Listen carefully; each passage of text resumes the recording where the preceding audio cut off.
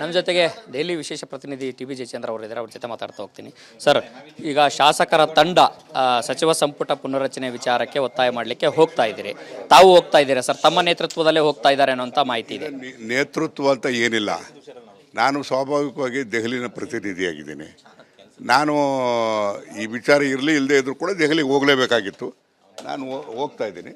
ಅದೇ ರೀತಿಯಾಗಿ ಪಾರ್ಲಿಮೆಂಟ್ ನಡೆಯುವಂಥ ಸಂದರ್ಭದಲ್ಲಿ ಎಲ್ಲ ವರಿಷ್ಠರು ಕೂಡ ಸಿಗ್ತಾರೆ. ಹಾಗಾಗಿ ನಾವು ಹಿಂದೆ ಮಾಡಿದಂಥ ಸಭೆ, ಆ ಸಭೆ ಪೂರಕವಾಗಿ ಇವತ್ತೆಲ್ಲರೂ ಕೂಡ ದೆಹಲಿಗೆ ಹೋಗೋದು ಅಂತಕ್ಕಂಥದ್ದನ್ನು, ಅದೇನು ನಾಯಕತ್ವ ಯಾರ್ದು ಇಲ್ಲ, ನಾವೆಲ್ಲರೂ ಕೂಡ ಸ್ವಯಂ ಪ್ರೇರಿತರಾಗಿ ಹೋಗ್ತಾ ಇರ್ತಕ್ಕಂಥ. ಸರ್, ಈಗ 3ರಿಂದ 4 ಬಾರಿ ಗೆದ್ದಂಥ ಶಾಸಕರು ಹೋಗ್ತಾ ಇದ್ದೀರಿ. ಎಷ್ಟು ಜನಕ್ಕೆ ಅವಕಾಶ ಮಾಡಿಕೊಡ್ಬೇಕು, ಮತ್ತು ತಾವೇನಾರು ಆಕಾಂಕ್ಷಿಯಾಗಿದ್ದೀರಾ ಸರ್? ಈಗ ರಾಜಕಾರಣದಲ್ಲಿ ಈಗ ನಾನು ಹೇಳ್ಕೊಂಡ್ರೆ ತಪ್ಪಾಗುತ್ತೆ. ಹೌದು, ನಾನೊಬ್ಬ ಇಡೀ ಕರ್ನಾಟಕದಲ್ಲೇ ನಾನೇ ಸೀನಿಯರ್ ಲೆಜಿಸ್ಲೇಟರ್ ಆಗಿದ್ದೀನಿ. ನಾನು ಭಾಳ ಸರಿ ಮಂತ್ರಿನೂ ಕೂಡ ಆಗಿದ್ದೆ. ಹಾಗಾಗಿ ಆಕಾಂಕ್ಷಿ ನಾನಲ್ಲ ಅಂತ ಹೇಳಕ್ಕೆ ಹೋಗೋದಿಲ್ಲ. ಆಕಾಂಕ್ಷಿನೇ ಇದ್ದೀವಿ. ಅದೆಲ್ಲ ಬಿಟ್ಟಿರ್ತಕ್ಕಂಥದ್ದು ವರಿಷ್ಠರಿಗೆ ಬಿಟ್ಟಿರ್ತಕ್ಕಂಥ. ಮತ್ತೊಂದು ಕಡೆಗೆ ಹಿರಿಯರ ಸಭೆ ಮಾಡ್ತೀರಿ, ಇನ್ನೊಂದು ಕಡೆಗೆ ಮೊದಲ ಬಾರಿ ಗೆದ್ದಂಥ ಶಾಸಕರು ಸಭೆ ಮಾಡ್ತಾರೆ. ನಮಗೂ ಕೂಡ ಅವಕಾಶ ಮಾಡಿಕೊಡಿ ಅಂತಂದೇಳಿ ಈ ಕಿರಿಯರಿಗೆ ಅವಕಾಶ ಮಾಡಿಕೊಡ್ಬೇಕು ಅನ್ನೋಂಥ ವಿಚಾರದಲ್ಲಿ ತಮ್ಮ ಅಭಿಪ್ರಾಯ ಏನು ಸರ್? ಈಗಿರ್ತಕ್ಕಂಥ ಸಚಿವ ಸಂಪುಟದಲ್ಲಿ ಹೊಸಬರಿಗೆ ಅವಕಾಶವನ್ನು ಮಾಡಿಕೊಟ್ಟಿದ್ದಾರೆ. ಭಾಳಷ್ಟು ಜನಕ್ಕೆ ಹೊಸ ಮುಖಗಳಿಗೆ ಅವಕಾಶವನ್ನು ಮಾಡಿಕೊಟ್ಟಿದ್ದಾರೆ. ಅದು ಸಾಮಾಜಿಕ ನ್ಯಾಯದ ಹಿನ್ನೆಲೆಯಲ್ಲಿ ಮಾಡಿಕೊಟ್ಟಿದ್ದಾರೆ. ಅದು ಸರ್ವಸಮ್ಮತವಾಗಿರ್ತಕ್ಕಂಥ ಸಚಿವ ಸಂಪುಟ ಆಗಿದೆ.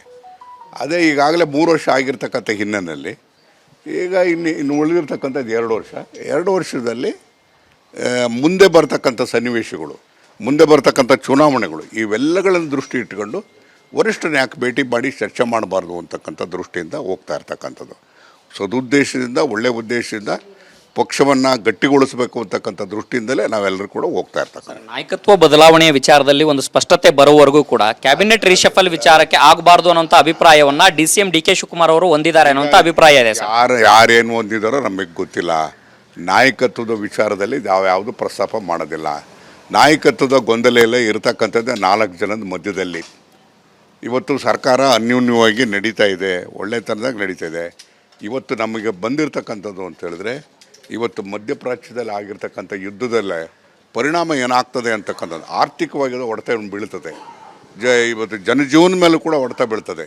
ಸೊ ಈ ಹಿನ್ನೆಲೆಯಲ್ಲಿ ಅದು ಸ್ವಾಭಾವಿಕವಾಗಿ ಪಾರ್ಲಿಮೆಂಟಿನ ಉದ್ದೇಶ ಏನಿದೆ, ಚರ್ಚೆಗಳೇನಿರ್ತದೆ, ನಮ್ಮ ವರಿಷ್ಠರ ನಾವು ಕೂತು ಯಾವ ರೀತಿಯಾಗಿ ಚರ್ಚೆ ಮಾಡ್ಬೋದು ಅಂತಕ್ಕಂಥದ್ದನ್ನು ವಿಚಾರ ವಿನಿಮಯ ಮಾಡ್ಕೊಂಬರೋದಕ್ಕೋಸ್ಕರ ಹೋಗ್ತಾ ಇರ್ತಾರೆ. ಕೊನೆಯ ಪ್ರಶ್ನೆ, ಎಷ್ಟು ಜನ ಹೋಗ್ತಾ ಇದ್ದೀರಿ? ಎಲ್ಲರೂ ಒಟ್ಟಿಗೆ ಹೋಗ್ತಾ ಇದ್ದೀರಾ? ಯಾರನ್ನ ಭೇಟಿ ಮಾಡ್ತಾ ಇದ್ದೀರಿ ಸರ್? ಈಗ ನಾವು ಸುಮಾರು 40 ಜನ ಹೋಗ್ಬೇಕು ಅಂತೇಳಿ ನಾವು ಅವತ್ತೇ ತೀರ್ಮಾನ ಮಾಡಿದ್ದು.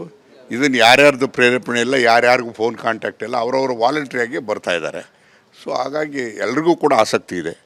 ಸೊ ಹಾಗಾಗಿ ಸುಮಾರು ಒಂದು 40 ಜನ ಬರ್ಬೋದು ಅಂತಕ್ಕಂಥ ನಿರೀಕ್ಷೆ ಇದೆ. ಮುಖ್ಯಮಂತ್ರಿಗಳ ಸಹಕಾರ ಇದೆಯಾ ಸರ್ ದೆಹಲಿಗೆ ಹೋಗುವಂಥ ವಿಚಾರದಲ್ಲಿ? ನೋಡಿ, ನಾನು ಆ ಗೊಂದಲಕ್ಕೆ ನಾವು ಹೋಗೋದಿಲ್ಲ.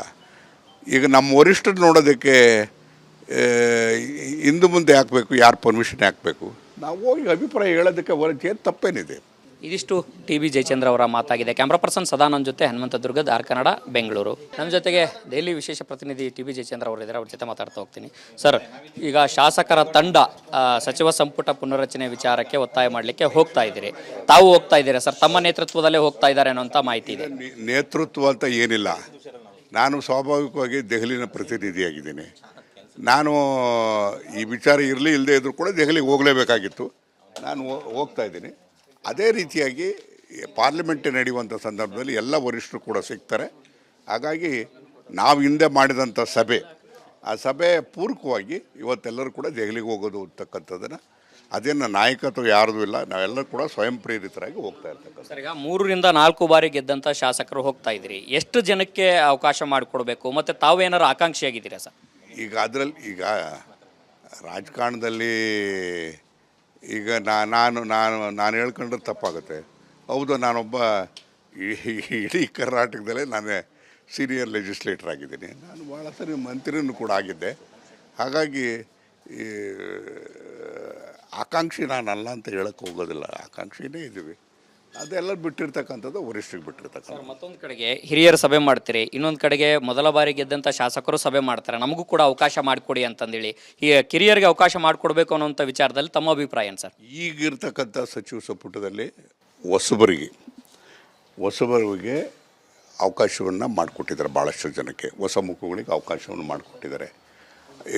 ಅದು ಸಾಮಾಜಿಕ ನ್ಯಾಯದ ಹಿನ್ನೆಲೆಯಲ್ಲಿ ಮಾಡಿಕೊಟ್ಟಿದ್ದಾರೆ.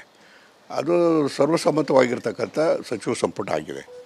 ಅದೇ ಈಗಾಗಲೇ 3 ವರ್ಷ ಆಗಿರ್ತಕ್ಕಂಥ ಹಿನ್ನೆಲೆಯಲ್ಲಿ ಈಗ ಇನ್ನು ಉಳಿದಿರ್ತಕ್ಕಂಥದ್ದು 2 ವರ್ಷದಲ್ಲಿ ಮುಂದೆ ಬರ್ತಕ್ಕಂಥ ಸನ್ನಿವೇಶಗಳು, ಮುಂದೆ ಬರ್ತಕ್ಕಂಥ ಚುನಾವಣೆಗಳು ಇವೆಲ್ಲಗಳನ್ನು ದೃಷ್ಟಿ ಇಟ್ಕೊಂಡು ವರಿಷ್ಠನ ಯಾಕೆ ಭೇಟಿ ಮಾಡಿ ಚರ್ಚೆ ಮಾಡಬಾರ್ದು ಅಂತಕ್ಕಂಥ ದೃಷ್ಟಿಯಿಂದ ಹೋಗ್ತಾ ಇರ್ತಕ್ಕಂಥದ್ದು. ಸದುದ್ದೇಶದಿಂದ, ಒಳ್ಳೆಯ ಉದ್ದೇಶದಿಂದ ಪಕ್ಷವನ್ನು ಗಟ್ಟಿಗೊಳಿಸಬೇಕು ಅಂತಕ್ಕಂಥ ದೃಷ್ಟಿಯಿಂದಲೇ ನಾವೆಲ್ಲರೂ ಕೂಡ ಹೋಗ್ತಾ ಇರ್ತಕ್ಕಂಥ. ನಾಯಕತ್ವ ಬದಲಾವಣೆಯ ವಿಚಾರದಲ್ಲಿ ಒಂದು ಸ್ಪಷ್ಟತೆ ಬರುವವರೆಗೂ ಕೂಡ ಕ್ಯಾಬಿನೆಟ್ ರೀಶಫಲ್ ವಿಚಾರಕ್ಕೆ ಆಗಬಾರ್ದು ಅನ್ನೋಂಥ ಅಭಿಪ್ರಾಯವನ್ನ DCM DK ಶಿವಕುಮಾರ್ ಅವರು ಹೊಂದಿದ್ದಾರೆ ಅನ್ನೋಂಥ ಅಭಿಪ್ರಾಯ ಇದೆ ಸರ್. ಯಾರೇನು ಹೊಂದಿದಾರೋ ನಮಗೆ ಗೊತ್ತಿಲ್ಲ. ನಾಯಕತ್ವದ ವಿಚಾರದಲ್ಲಿ ಯಾವುದು ಪ್ರಸ್ತಾಪ ಮಾಡೋದಿಲ್ಲ. ನಾಯಕತ್ವದ ಗೊಂದಲ ಇರತಕ್ಕಂಥದ್ದೇ 4 ಜನದ ಮಧ್ಯದಲ್ಲಿ. ಇವತ್ತು ಸರ್ಕಾರ ಅನ್ಯೂನ್ಯವಾಗಿ ನಡೀತಾ ಇದೆ, ಒಳ್ಳೆತನದಾಗ ನಡೀತಾ ಇದೆ. ಇವತ್ತು ನಮಗೆ ಬಂದಿರತಕ್ಕಂಥದ್ದು ಅಂತ ಹೇಳಿದ್ರೆ, ಇವತ್ತು ಮಧ್ಯಪ್ರಾಚ್ಯದಲ್ಲಿ ಆಗಿರ್ತಕ್ಕಂಥ ಯುದ್ಧದಲ್ಲೇ ಪರಿಣಾಮ ಏನಾಗ್ತದೆ ಅಂತಕ್ಕಂಥದ್ದು ಆರ್ಥಿಕವಾಗಿ ಹೊಡೆತ ಬೀಳ್ತದೆ. ಇವತ್ತು ಜನಜೀವನ ಮೇಲೂ ಕೂಡ ಹೊಡೆತ ಬೀಳ್ತದೆ. ಸೊ ಈ ಹಿನ್ನೆಲೆಯಲ್ಲಿ ಅದು ಸ್ವಾಭಾವಿಕವಾಗಿ ಪಾರ್ಲಿಮೆಂಟಿನ ಉದ್ದೇಶ ಏನಿದೆ, ಚರ್ಚೆಗಳೇನಿರ್ತದೆ, ನಮ್ಮ ವರಿಷ್ಠರ ಹತ್ರ ನಾವು ಕೂತು ಯಾವ ರೀತಿಯಾಗಿ ಚರ್ಚೆ ಮಾಡ್ಬೋದು ಅಂತಕ್ಕಂಥದ್ದನ್ನು ವಿಚಾರ ವಿನಿಮಯ ಮಾಡ್ಕೊಂಬರೋದಕ್ಕೋಸ್ಕರ ಹೋಗ್ತಾ ಇರ್ತಾರೆ. ಕೊನೆಯ ಪ್ರಶ್ನೆ, ಎಷ್ಟು ಜನ ಹೋಗ್ತಾ ಇದ್ದೀರಿ? ಎಲ್ಲರೂ ಒಟ್ಟಿಗೆ ಹೋಗ್ತಾ ಇದ್ದೀರಾ? ಯಾರನ್ನ ಭೇಟಿ ಮಾಡ್ತಾ ಇದ್ದೀರಿ ಸರ್? ಈಗ ನಾವು ಸುಮಾರು 40 ಜನ ಹೋಗಬೇಕು ಅಂತೇಳಿ ನಾವು ಅವತ್ತೇ ತೀರ್ಮಾನ ಮಾಡಿದ್ದು. ಇದನ್ನು ಯಾರ್ಯಾರ್ದು ಪ್ರೇರೇಪಣೆ ಇಲ್ಲ, ಯಾರ್ಯಾರಿಗೂ ಫೋನ್ ಕಾಂಟ್ಯಾಕ್ಟ್ ಇಲ್ಲ, ಅವರವರು ವಾಲಂಟ್ರಿಯಾಗಿ ಬರ್ತಾ ಇದ್ದಾರೆ. ಸೊ ಹಾಗಾಗಿ ಎಲ್ರಿಗೂ ಕೂಡ ಆಸಕ್ತಿ ಇದೆ. ಸೊ ಹಾಗಾಗಿ ಸುಮಾರು ಒಂದು 40 ಜನ ಬರ್ಬೋದು ಅಂತಕ್ಕಂಥ ನಿರೀಕ್ಷೆ ಇದೆ. ಮುಖ್ಯಮಂತ್ರಿಗಳ ಸಹಕಾರ ಇದೆಯಾ ಸರ್ ದೆಹಲಿಗೆ ಹೋಗುವಂಥ ವಿಚಾರದಲ್ಲಿ? ನೋಡಿ, ನಾನು ಆ ಗೊಂದಲಕ್ಕೆ ನಾವು ಹೋಗೋದಿಲ್ಲ. ಈಗ ನಮ್ಮ ವರಿಷ್ಠರು ನೋಡೋದಕ್ಕೆ ಹಿಂದೆ ಮುಂದೆ ಹಾಕಬೇಕು, ಯಾರು ಪರ್ಮಿಷನ್ ಹಾಕಬೇಕು, ನಾವು ಹೋಗಿ ಅಭಿಪ್ರಾಯ ಹೇಳೋದಕ್ಕೆ ಏನು ತಪ್ಪೇನಿದೆ? ಇದಿಷ್ಟು TB ಜಯಚಂದ್ರ ಅವರ ಮಾತಾಗಿದೆ. ಕ್ಯಾಮ್ರಾ ಪರ್ಸನ್ ಸದಾನಂದ್ ಜೊತೆ ಹನುಮಂತ ದುರ್ಗದ್, ಕನ್ನಡ, ಬೆಂಗಳೂರು. ನಮ್ಮ ಜೊತೆಗೆ ದೆಹಲಿ ವಿಶೇಷ ಪ್ರತಿನಿಧಿ TB ಜಯಚಂದ್ರ ಅವರು ಇದ್ದಾರೆ, ಅವ್ರ ಜೊತೆ ಮಾತಾಡ್ತಾ ಹೋಗ್ತೀನಿ. ಸರ್, ಈಗ ಶಾಸಕರ ತಂಡ ಸಚಿವ ಸಂಪುಟ ಪುನರ್ರಚನೆ ವಿಚಾರಕ್ಕೆ ಒತ್ತಾಯ ಮಾಡಲಿಕ್ಕೆ ಹೋಗ್ತಾ ಇದ್ದೀರಿ, ತಾವು ಹೋಗ್ತಾ ಇದ್ದೀರಾ ಸರ್? ತಮ್ಮ ನೇತೃತ್ವದಲ್ಲೇ ಹೋಗ್ತಾ ಇದ್ದಾರೆ ಅನ್ನೋಂಥ ಮಾಹಿತಿ ಇದೆ. ನೇತೃತ್ವ ಅಂತ ಏನಿಲ್ಲ, ನಾನು ಸ್ವಾಭಾವಿಕವಾಗಿ ದೆಹಲಿನ ಪ್ರತಿನಿಧಿಯಾಗಿದ್ದೀನಿ. ನಾನು ಈ ವಿಚಾರ ಇರಲಿ ಇಲ್ಲದೆ ಇದ್ರೂ ಕೂಡ ದೆಹಲಿಗೆ ಹೋಗಲೇಬೇಕಾಗಿತ್ತು. ನಾನು ಹೋಗ್ತಾ ಇದ್ದೀನಿ. ಅದೇ ರೀತಿಯಾಗಿ ಪಾರ್ಲಿಮೆಂಟ್ ನಡೆಯುವಂಥ ಸಂದರ್ಭದಲ್ಲಿ ಎಲ್ಲ ವರಿಷ್ಠರು ಕೂಡ ಸಿಗ್ತಾರೆ. ಹಾಗಾಗಿ ನಾವು ಹಿಂದೆ ಮಾಡಿದಂಥ ಆ ಸಭೆ ಪೂರಕವಾಗಿ ಇವತ್ತೆಲ್ಲರೂ ಕೂಡ ದೆಹಲಿಗೆ ಹೋಗೋದು ಅಂತಕ್ಕಂಥದ್ದನ್ನು, ಅದೇನು ನಾಯಕತ್ವ ಯಾರ್ದು ಇಲ್ಲ, ನಾವೆಲ್ಲರೂ ಕೂಡ ಸ್ವಯಂ ಪ್ರೇರಿತರಾಗಿ ಹೋಗ್ತಾ ಇರ್ತಕ್ಕಂಥ. ಸರ್, ಈಗ 3 ರಿಂದ 4 ಬಾರಿ ಗೆದ್ದಂಥ ಶಾಸಕರು ಹೋಗ್ತಾ ಇದ್ದೀರಿ, ಎಷ್ಟು ಜನಕ್ಕೆ ಅವಕಾಶ ಮಾಡಿಕೊಡ್ಬೇಕು ಮತ್ತು ತಾವೇನಾರು ಆಕಾಂಕ್ಷಿಯಾಗಿದ್ದೀರಾ ಸರ್? ಈಗ ರಾಜಕಾರಣದಲ್ಲಿ ಈಗ ನಾನು ಹೇಳ್ಕೊಂಡ್ರೆ ತಪ್ಪಾಗುತ್ತೆ. ಹೌದು, ನಾನೊಬ್ಬ ಇಡೀ ಕರ್ನಾಟಕದಲ್ಲೇ ನಾನು ಸೀನಿಯರ್ ಲೆಜಿಸ್ಲೇಟರ್ ಆಗಿದ್ದೀನಿ. ನಾನು ಭಾಳ ಸರಿ ಮಂತ್ರಿನೂ ಕೂಡ ಆಗಿದ್ದೆ. ಹಾಗಾಗಿ ಆಕಾಂಕ್ಷಿ ನಾನಲ್ಲ ಅಂತ ಹೇಳಕ್ಕೆ ಹೋಗೋದಿಲ್ಲ, ಆಕಾಂಕ್ಷಿನೇ ಇದ್ದೀವಿ.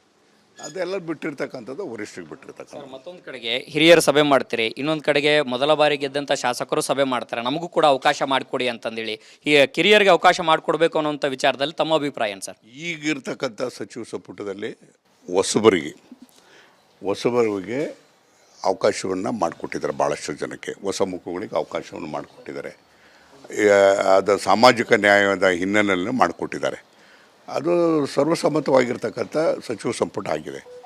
ಅದೇ ಈಗಾಗಲೇ 3 ವರ್ಷ ಆಗಿರ್ತಕ್ಕಂಥ ಹಿನ್ನೆಲೆಯಲ್ಲಿ ಈಗ ಇನ್ನು ಉಳಿದಿರ್ತಕ್ಕಂಥದ್ದು 2 ವರ್ಷದಲ್ಲಿ ಮುಂದೆ ಬರ್ತಕ್ಕಂಥ ಸನ್ನಿವೇಶಗಳು, ಮುಂದೆ ಬರ್ತಕ್ಕಂಥ ಚುನಾವಣೆಗಳು ಇವೆಲ್ಲಗಳನ್ನು ದೃಷ್ಟಿ ಇಟ್ಕೊಂಡು ವರಿಷ್ಠನ ಯಾಕೆ ಭೇಟಿ ಮಾಡಿ ಚರ್ಚೆ ಮಾಡಬಾರ್ದು ಅಂತಕ್ಕಂಥ ದೃಷ್ಟಿಯಿಂದ ಹೋಗ್ತಾ ಇರ್ತಕ್ಕಂಥದ್ದು.